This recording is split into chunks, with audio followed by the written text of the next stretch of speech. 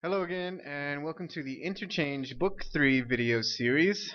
Today we're going to be doing Unit 9, and today we're talking about giving suggestions, different ways to give suggestions. So, let's get started. So, before we listen to the conversation and learn the grammar today, I want to look at some of the vocabulary that you're going to see today. So over here we have the verb bite, and that's to put something in your mouth and use your teeth and you bite. Nail polish, so that's what you put on your nails to make them look nice. Band-aids are these, which you put on a cut to make it feel better and to make it heal. Tune in is to listen to something, for example, the radio. If you tune in to the radio. A craving is a feeling when you really want to eat or drink something. Also for addictions, for example, cigarettes, a cigarette craving. Okay? A shopaholic is a person who shops too much and has a problem or an addiction with shopping. Freeze.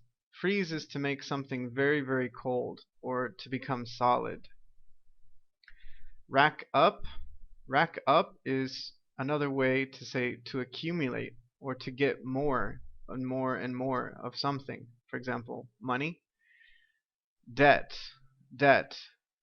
Debt is when you are obligated to give something. For example, money, right? So with a credit card you can rack up debt. You accumulate debt with credit cards. Okay. So let's now look at our grammar. This is Dr. Frida Fitzgerald. She's a licensed psychologist and she has a radio show called Fix It with Frida. In her show, people can call in and tell her about their problems and she gives them her advice.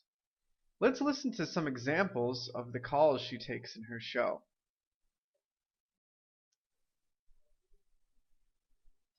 Hello, caller. Welcome to Fix It with Frida. What seems to be the trouble today? Hi, Doc.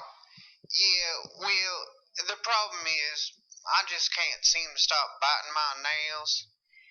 It's such an embarrassing habit. I hate it when people look at my hands. What can I do to stop?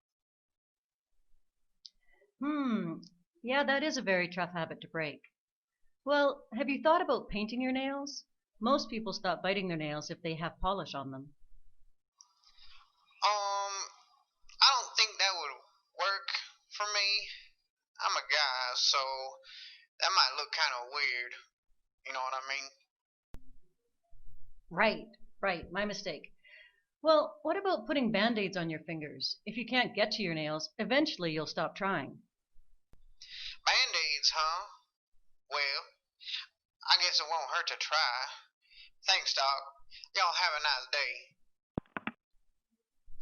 Okay, next caller. You're on the air. Tell us what we can do for you today. Hi, Frida. Well, the problem is that I've been smoking since I was in kindergarten, and I think it's about time I stop. Any advice? Well, congratulations on making the decision to quit. That's not an easy one. Well, first, it might be helpful to chew on some gum whenever you get the craving to smoke. Yeah, I've tried that a million times. That hasn't really worked for me. You got anything else? Well, there has been some success with addiction and hypnotism. One thing you could do is to get hypnotized to help you stop smoking. Hypnotism, huh? I've never tried that one. I'll give it a try. Thanks, Doc. Okay, and last caller for today. Hello and welcome to Fix It with Frida. What can I help you fix? Hi, Frida. Well, the problem is I'm a bit of a shopaholic. Once a week, I can't help but go to the mall with my credit card, and I leave with like 10 bags. I'm starting to rack up a lot of debt. What should I do?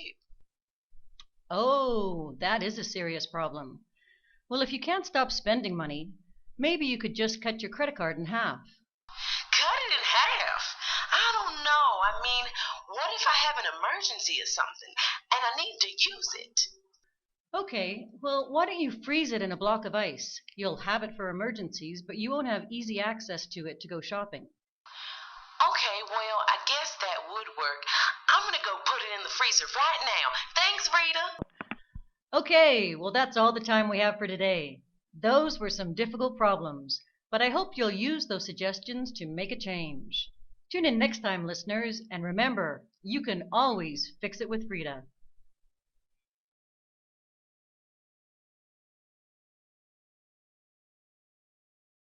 Okay, so now after watching the video and listening to the conversation, we're going to look at all the different ways that the doctor gave the different people suggestions. And so that's what we're looking at today, making suggestions in different ways. So let's start with the problem that the first person had. The first person had a problem with biting their nails, right?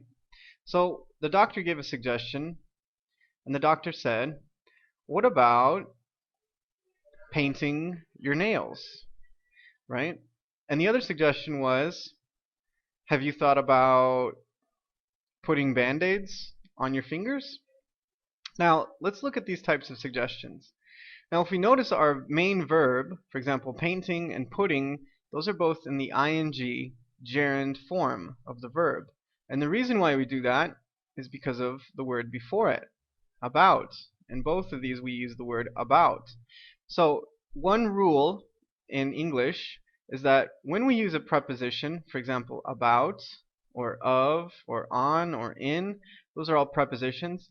But after we use a preposition and we use a verb, we always use the ing verb, the gerund, right? So this is one way to make a suggestion. What about, or have you thought about, and then using a gerund. Okay? Now, if we remember, the other problem was the person who wanted to stop smoking. And the doctor gave one suggestion and said it might be helpful to chew gum, right? It might be helpful to chew gum. And the other suggestion was, one thing you could do is to get hypnotized. So now if we look at these verbs, the main verbs, to chew and to get, we're using the infinitive form, and the infinitive is to and then the normal verb, right? And the reason why we do this is because when we use the verb be and then we use the verb after that, the verb is almost always in the infinitive form. So here we see that here. It might be helpful to chew gum. And over here we see it, one thing you could do is to get hypnotized. So in both of these we're using the verb to be and the infinitive. Good. Now let's look at the last way that we saw to give suggestions, and that was for this woman who had a problem with shopping. She was a shopaholic. So the doctor said, well, why don't you cut your credit card in half? And the other suggestion was, maybe you could freeze your credit card in ice. So we're using the base form if we look at these verbs, cut and freeze. And remember, the base form is when you don't do anything to the verb, right? It's not an infinitive, it's not a gerund, it's not the past tense, it's just the normal base form of the verb. So we do this for two different reasons. One is then when we use an auxiliary, for example, do or don't, right? Then we always use the base form. And the other reason is when we use a modal verb. After modal verbs, again, we always use the base form of the verb. So here we notice it's a question, and it's a negative question. So it says, why don't you cut your credit card in half? So here's my auxiliary, don't. And because it's using that auxiliary, I'm always using the base form. Now here I'm saying maybe you could freeze your credit card in ice. So here I have a modal verb, could, right? So when I use the modal verb, I always have to use the base form. And when I use the auxiliary, in a question especially, I'm always using the base form of the verb. So it's important to look at those three different forms of the verb. The base form after the auxiliary do and after the modal verb. The infinitive always after the verb to be. And the gerund always after any type of preposition. So now you've seen a bunch of different ways, quite a few different ways of making suggestions. So I hope this was helpful, and good luck with the rest of the grammar, and thanks for watching, guys.